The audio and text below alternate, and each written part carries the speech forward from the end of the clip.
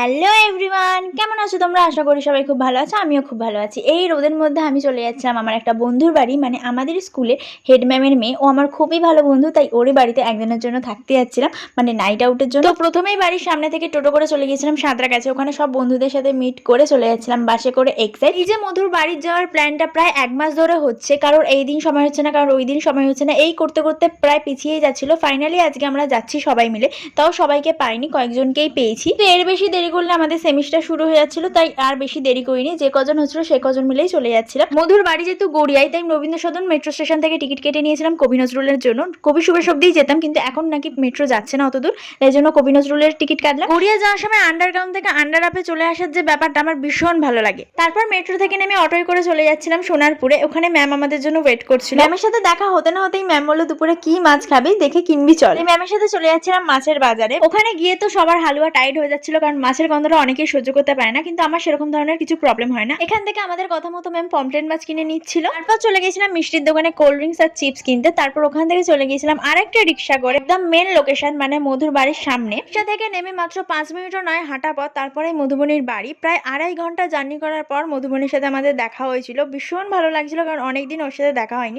তাই খুব এক্সাইটেড ছিলাম। আর দেখতেই পাচ্ছ ওকে দিয়ে খাটাচ্ছি আমরা। ওখানে গিয়ে কি কি করলাম, কি খেলাম, কোথায় গেলাম, সেসব তোমাদের বড় ভিডিওতে শেয়ার করবো। তো এখানেই ভিডিওটা শেষ করছি। ভালো লাগলে লাইক কমেন্ট শেয়ার করে দিও। তো টাটা।